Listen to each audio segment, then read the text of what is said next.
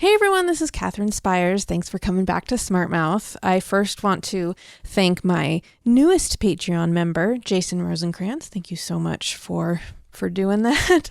If anyone else would like to contribute to the Patreon, that is at patreon.com/smartmouthpodcast. Also, there's a newsletter, smartmouth.substack.com. You can subscribe to that for free or for money. It's up to you. Either way is greatly appreciated. Again, that is smartmouth.substack.com. So for today's episode, I was at my parents' house when I recorded it, so the audio is a little bit different than normal, but that's okay. Our guest is so awesome. She's done theater, she's done TV, she's done movies. She's Emmy Raver-Lampman. I don't know what she's most known for, but she's done a ton of theater work, including the original Broadway cast of Hamilton, and playing Angelica in the first touring production of that show. So, I should have asked her to sing. I don't know. She's a big deal in theater. We talked about craft services, which is the food that is served on sets of any sort of production. We talked about it precisely because she's experienced such a wide variety of offerings on all the different kinds of jobs she's had. And I can't lie, just know going into this, I geeked out at her about Umbrella Academy pretty hard. That's actually what I know her from. It's on Netflix, and I highly recommend it. Finally, she's in Toronto a lot, and she needs more restaurant recommendations. So if you have restaurants to recommend in Toronto, please send them to her on Twitter or Instagram, and tag me in them too. I want to know also. She is at Emmy Raver on both platforms.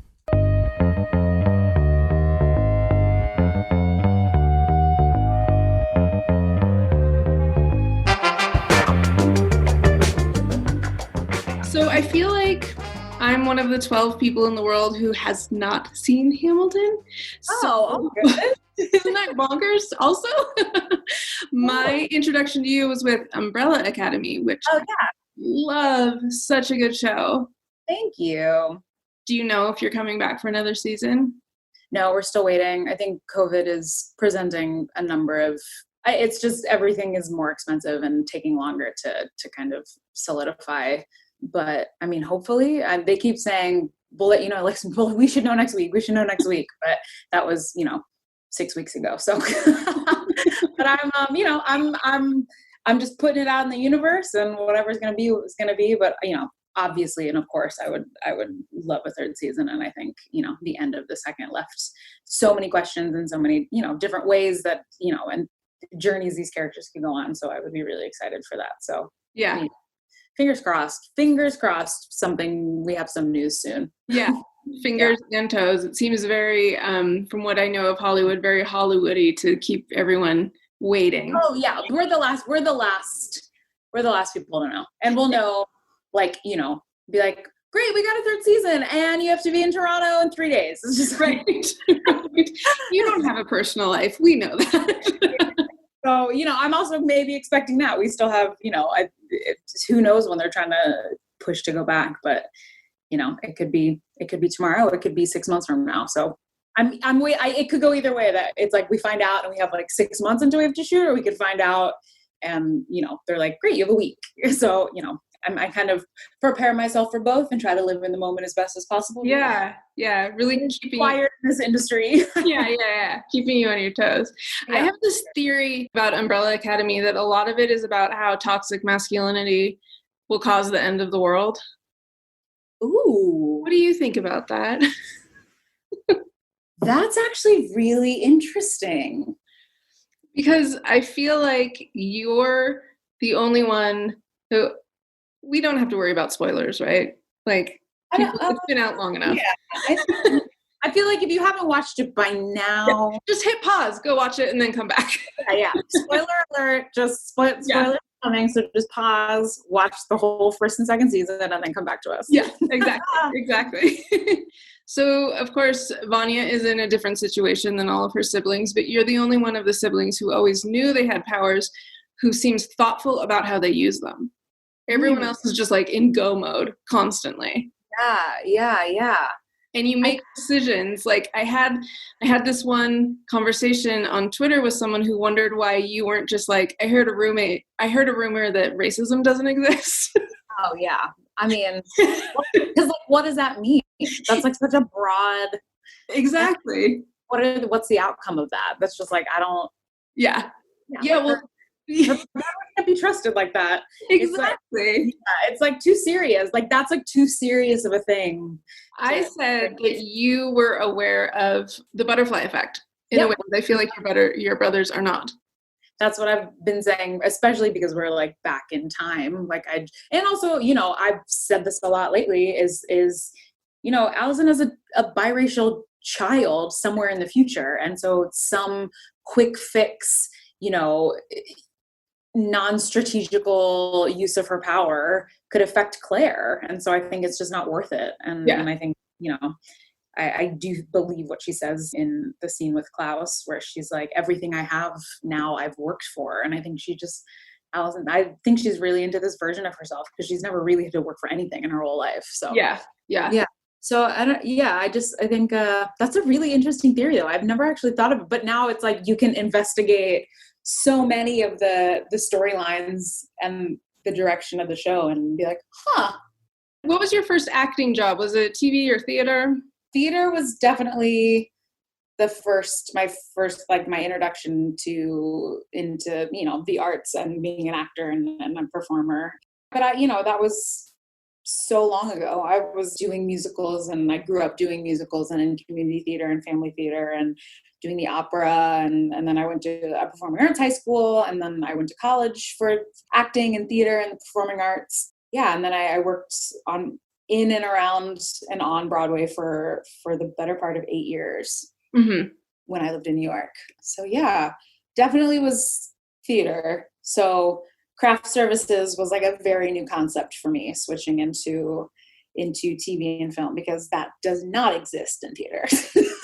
So this is so interesting to me why it wouldn't exist, especially like I asked on Twitter, who knows like if there's craft services in theater, and one person said a tray of tortilla wraps from Albertsons, a giant plastic container of Snyder's pretzels, and mini bottles of Nestle water. That's craft services.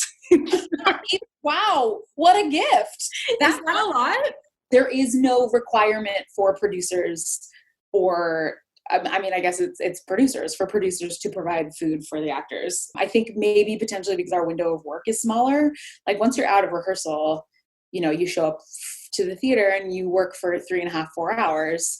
And so that doesn't constitute like a meal being needed. So, I think the concept of hungry actors, I feel like definitely came from theater, because nobody ever feeds us unless it's like there's something to celebrate. Usually when you start a show, you start with rehearsals and you have like anywhere from like 4 to 8 weeks of rehearsal. And it's usually like the first day where there's the meet and greet. There's usually like a fruit plate and like a bagel spread.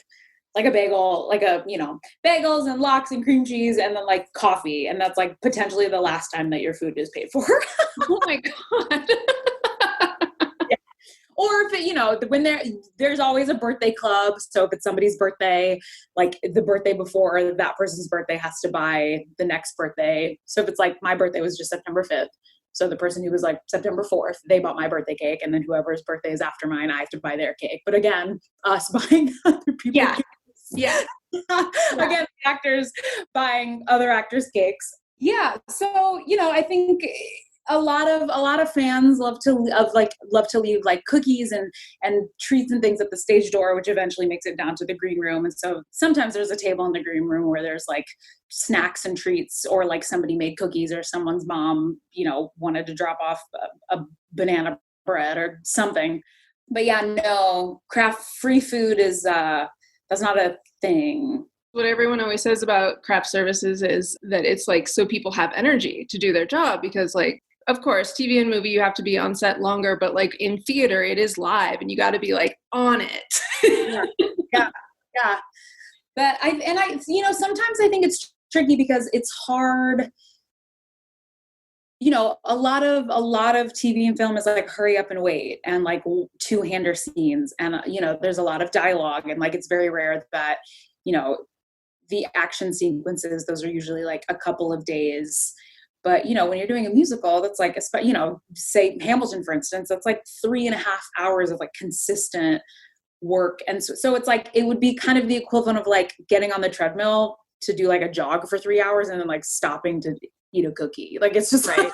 I think it's just like, once the show starts, you're not really thinking about food until it's over. So I think that's another thing. I think because it's so, Broadway, a lot of people don't understand that, like, Broadway actors and performers are athletes. They are, they have to take care of their bodies and go to PT and get physical therapy and do warm-ups, physical and vocal. And then, the show starts and you're sweating and you're running and you're costume changing and you're changing your wigs and you're exhausted. And so it's like having craft services in the middle, it just feels like you would stop in the middle of a workout to eat and then continue your workout. I don't think it works like that, because I don't think about food when I'm performing, but then the second the curtain goes down, I'm ravenous. So I think that's kind of the difference where, when you're on set, you're sitting around so much. You're in your trailer, you're on set, you're at the cast chairs, you're, walking around, you're trying to just, occupy your free time. And so I think there's a lot of just sitting around, whereas like they're having craft services is kind of great. And sometimes you go to work and you miss lunch, like where your schedule lines up for you to be on set that day. Like you come right after lunch or several hours after lunch. And so you kind of miss the window for food. So it's nice to have snacks around, especially if like you miss lunch and then you're there for another 7 or 8 hours after that. So that is something that I was not familiar with, the idea that catering and craft service is different. And it kind of seems like when you're on an expensive production, there's almost no difference between catering and craft service. Catering is providing meals at meal times. Craft services is come get a snack. And it seems like some of these snack tables get really elaborate. Oh yeah. I have had a couple of friends who've been on some sets that have like egregiously fancy craft tables. But it can range from like bags of chips and, Twizzlers or red vines. Now I'm going to get so much hate. I'm an East Coaster, Twizzlers till I die.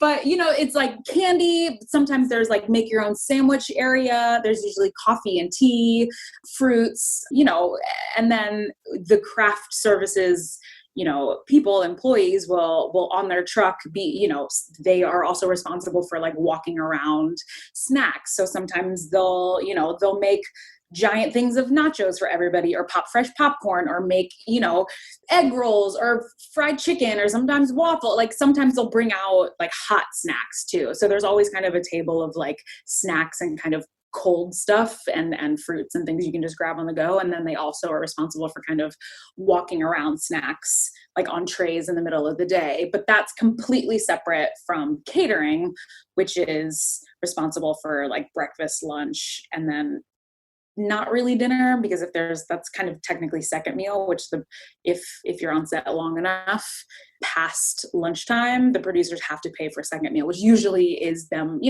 ordering pizzas or calling a local Italian place, or burgers or tacos or burritos, or that's kind of, but usually catering is responsible for breakfast when everybody first gets there, which is, you go up to the truck and can order essentially any kind of, if you want eggs Benedict or an omelet or a smoothie, or they do that. And then they're responsible for lunch, which is like the big catered. And that can range from anywhere from, grilled chicken to, Indian food one day, it's like, it can go all over the place. So there's kind of two food situations happening. There's crafty, which is like snacks and little grabby things, and then catering, which is the meals that you eat throughout the day. Yeah, there's a bagel truck called Bell's Bagels. I think it's actually a brick and mortar now too. And they tweeted at me that crafty, which is what the term is, and catering generally get along. The only time he didn't like catering is when they served bad food, because then everyone would just come over to the craft table and eat all of that.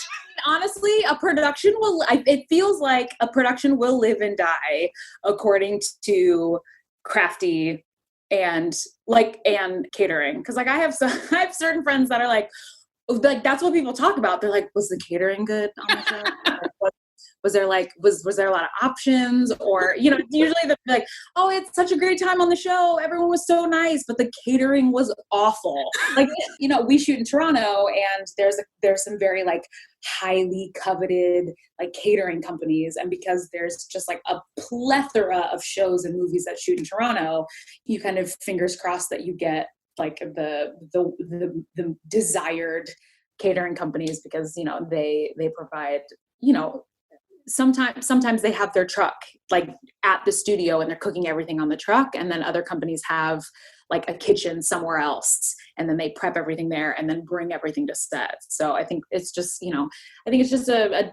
every catering company has a different technique, and also depends on how big they are. The companies that cook right on their truck on set and just like wheel the fresh food directly into the lunchroom, those are smaller companies. They don't have as many trucks. And I think there's other companies that can accommodate, bigger, many more not just one production, but many productions, which, all of this is stuff that I'm still learning. And also depending on where you're shooting, it's like you also get to know like local snacks and local sandwiches of preference, or because when you're shooting in Europe, it's a lot of it's completely different than when you're shooting in LA, and what's on the table can be very eye-opening. I feel like so interesting. I almost feel like someone should start an Instagram, like a working actor should start an Instagram of like all the food that's offered on various shoots. Yeah, because there's sometimes the craft services they'll make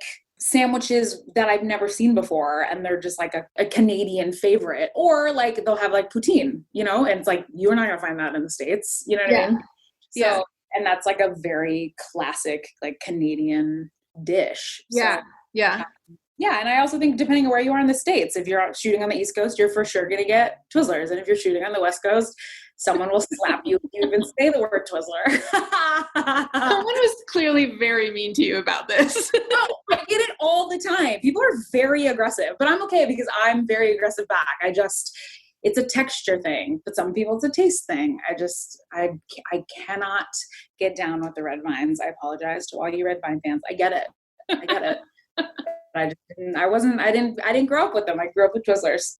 I was just thinking when some people talk about Hollywood and like the industry, and they're only thinking of the extremely wealthy portion of it. But Hollywood isn't even one place anymore, because as you said, people shoot in Toronto, Vancouver, Atlanta. Those are like always shoots going on, and then there's everywhere else on the planet. And then there's all these people who work on productions that are neither directly behind the camera or in front of the camera. These are like whole villages. Yeah, for one movie or one show, like one movie provides thousands of jobs. It's insane. So, I think honestly, like very few things are actually shot in LA anymore. LA is too expensive. Right. It's very much like multicam sitcoms or half-hour comedies. Any big production. Most like CW shows are shot in Vancouver. Most Netflix shows are shot in Toronto. Most Marvel anything, especially the movies, are all shot in Atlanta. Stranger Things is shot in Atlanta. A lot of now, Disney just came out with Mulan. They shot that in New Zealand. So it really is. The live action Aladdin was shot in London, and so was The Little Mermaid. So it's very rare that there's stuff that's shooting here that is like just takes up a lot of studio space, because there just isn't space. Like, Los Angeles is for studio space, and you need a lot of land. You need a lot of square footage, and LA just doesn't really have that anymore for these bigger, because TV is getting bigger. It's like, especially if we're talking about the Umbrella Academy, we're making 10 one-hour movies. Like, the sets are ridiculous. We have 4 sound stages. Oh my gosh. Toronto, on top of going out and shooting like on location, like not at the studio. And so to need that amount of space is just, so I think there's very little that's still made in LA, but that's always the dream. I was like, I would move to LA and work in TV and film. And it's like, you move to LA and then you book a TV show and you shoot in Denmark. It's like, it's like very rarely do you move to LA and actually work in LA. You like move to LA to then find out that, you're now shooting on a TV show for potentially, however many seasons in a different country. So it's like for the past 2.5 years, I've spent half of the past 2.5 years in Toronto. Okay. So you're like as local to Toronto as you are to LA. Oh, yeah. Mm-hmm. Yeah. Huh. That's so interesting. So it's about budgets. It's about, tax breaks and also it's about actual space. There's just there's not a lot of studio space right in LA. And the shows that do have those are shows that are, are going for so many seasons, like The Big Bang Theory and Blackish, and, shows that are just on their 6th, 7th, 8th, 9th, 10th season where they can afford to stay in that studio for many, many, many, many, many, many years because they just, people love them. They're fan favorites. So Yeah. Huh. So I think the reason that I was so surprised that craft services, which by the way, I guess technically originally the term is crafts service, but the S got deleted. Yeah, because they are servicing the crafts people on the sets. But no one says that anymore. Interesting. Yeah. It's just crafty. Yeah. I mean, it's like only the people in the union who are like, it's crafts service. Crafts, sir. I've never called it that. Yeah, no one has. I had no idea. Sorry, everyone. Crafts. I'm sure a lot of people who working in it don't even know that because nobody uses that. So they are part of a union, the International Alliance of Theatrical Stage Employees. So I was like, well, why don't theaters have these? But it's the union also represents like art directors, set decorators, hair and makeup people, and they represent 140,000 people. But I guess it's only the LA local that has crafty represented by that union. I think. I don't really understand unions, but this is There's also like a union for like every single person on a set is in a different union.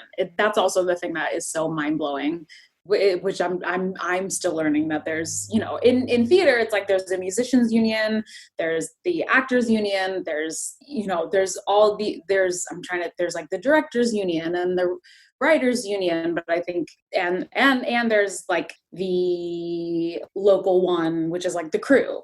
They're on union, but it's all, there's so many more unions in TV, but there also it also takes way more people to make a movie or a TV show than it does to make a musical or a play.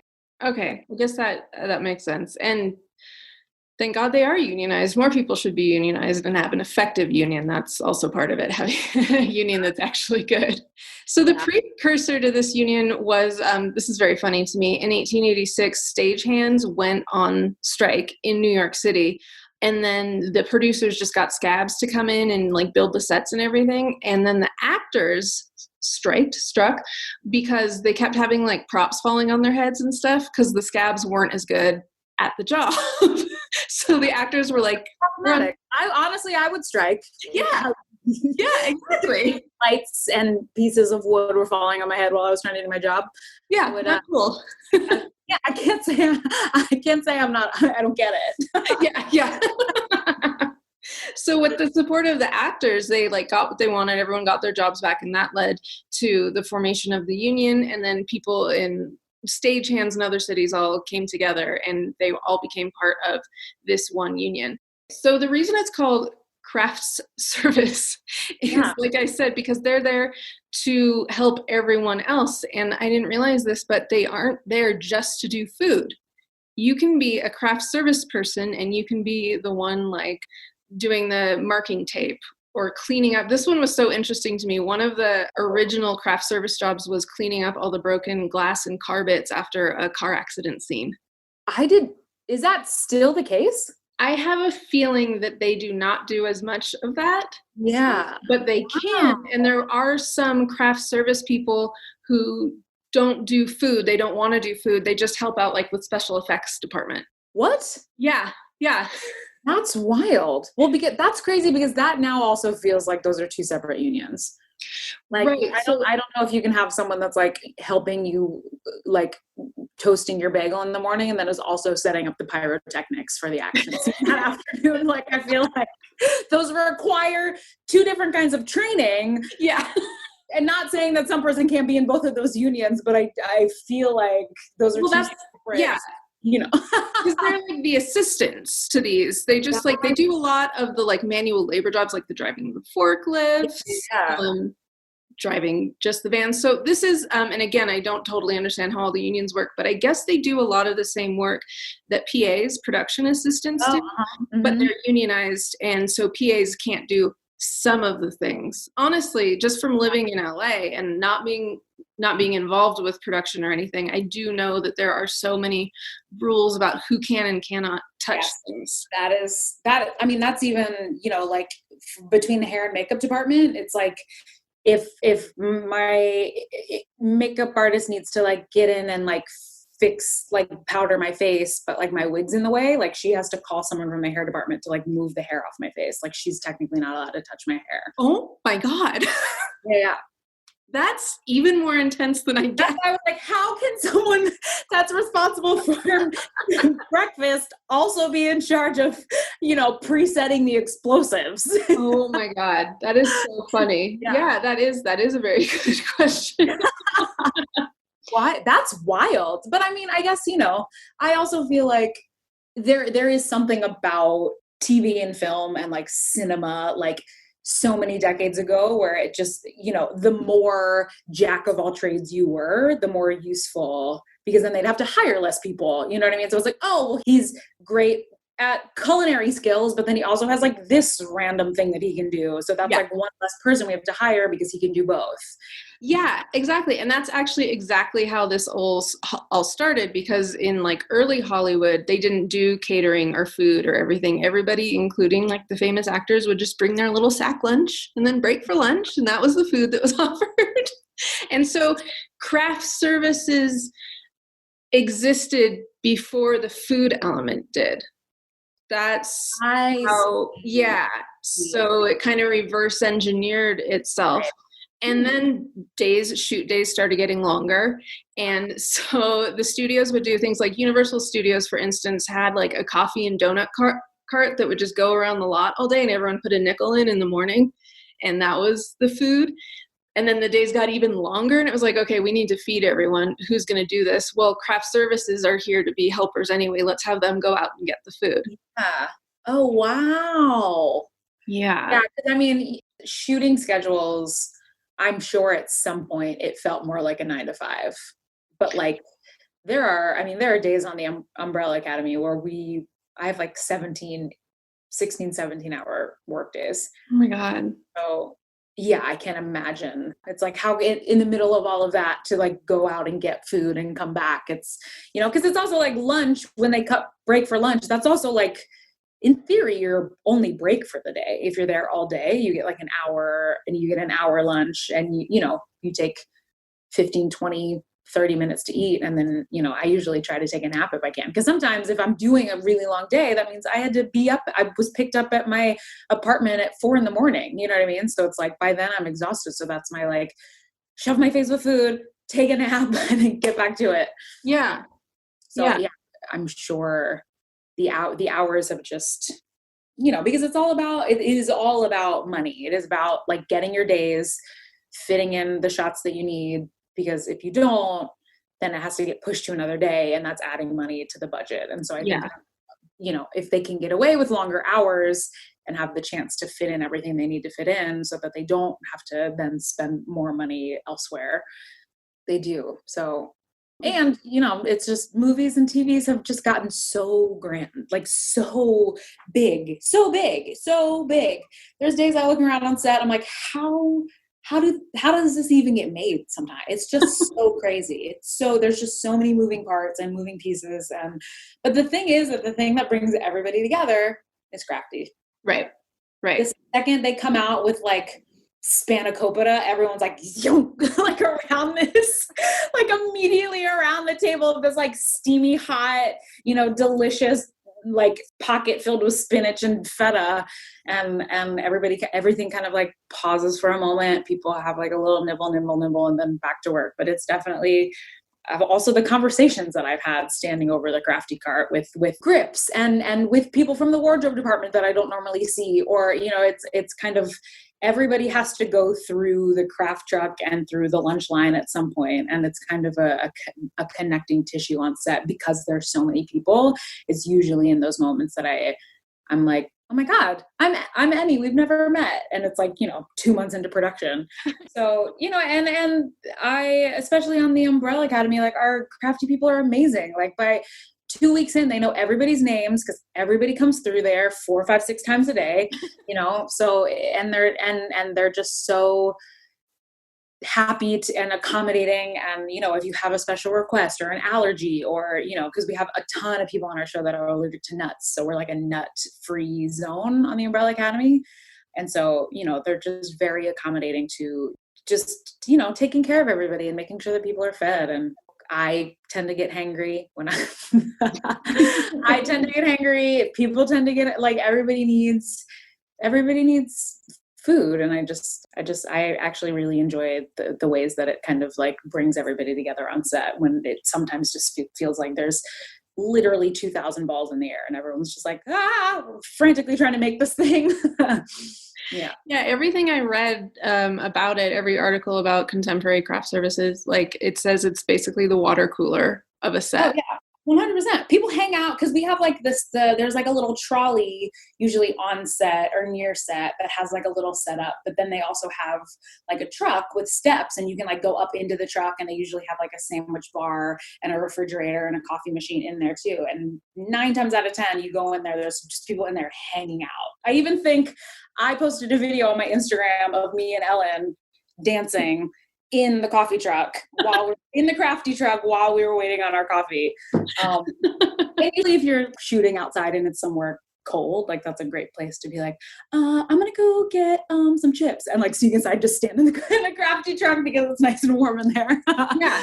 Okay. Yeah. I can totally see how that would happen. Yeah. Everybody, like, there was one guy who works in craft services, and he basically says that he's like the bartender without the alcohol for the crew. Yeah. That's what I'm saying. They get to know everybody's names. They know, you know, 9 times out of 10, I'll walk in there and they'll be like, apple and sesame butter, or they'll like know exactly what I'm coming in there for. Yeah.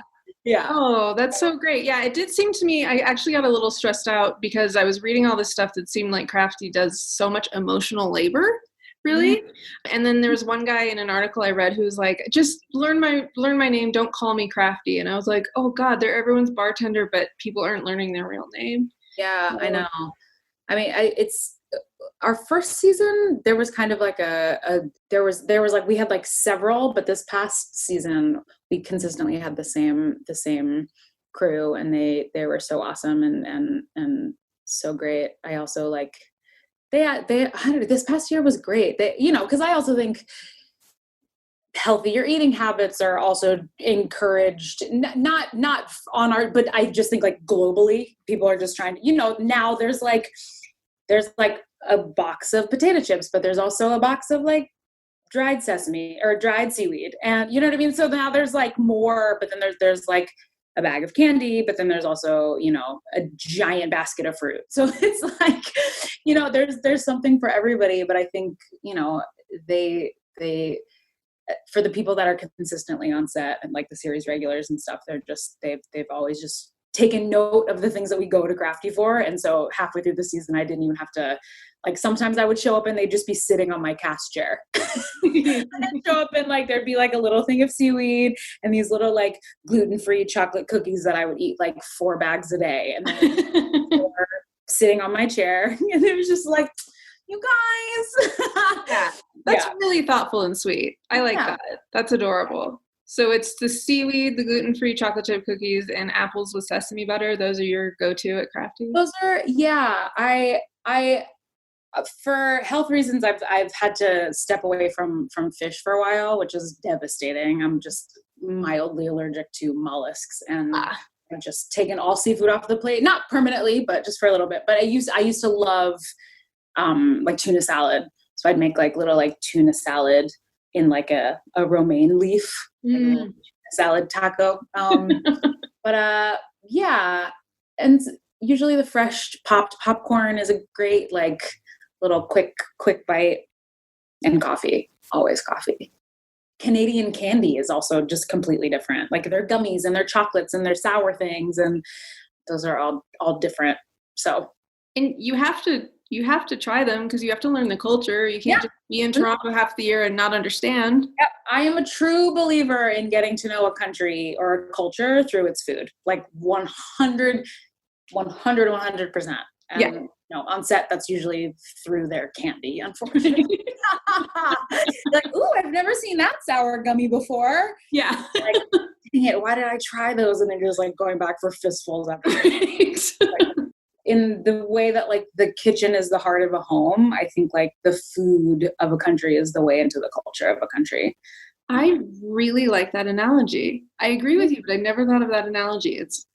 Yes, absolutely. I think you just get to know so much about like watching it be prepared and what they put into it and how they make it and how they present it and what it tastes like. I just think like that is, I feel like if you close your eyes, it's like it says everything you need to know about the history of the place and the love of the place and the energy of the place and the smells of the place. And so that's always like I land and then I like immediately look for like an amazing meal. So in the spirit of putting things out into the universe, and let's assume that Umbrella Academy gets a third season, and I think that people should tweet at you their Toronto restaurant recommendations. So maybe commenting on one of your Instagram posts or something. Yeah. Please. I mean, I've tried a lot, but I've definitely not tried anywhere near all of them. And I love it. Please, so by all means. What are your usernames on everything? For Instagram, it is at Emmy Raver, and then I believe someone for a long time had snatched that from me before I could get to it on the Twitter. But I think I dropped into her DMs and was like, hey, I see you've used my name. While I greatly appreciated and am flattered, could I have my own name? And she was so great and she gave it to me. That's awesome. Good. Yeah, but I think it's the same. It's at Emmy Raver on Twitter, on Instagram. What am I missing? I don't have Facebook. Well, thank you so much for coming on Smart Mouth and talking and giving insight into how Crafty is really ruling the whole set of any production. I think it's also like the heart of, you know what I mean? It's like everybody comes together for food. Yeah. They do. Everyone gathers around the food, comes together for the food, is anxiously awaiting the food, is excited about the food, just food in general. And so I think it makes sense that Crafty and catering is kind of the same. They call it lunch and everyone's just like running for the cafeteria. Oh, that's so cute. Well, thank you so much. Of course. It was so nice to meet you. You too.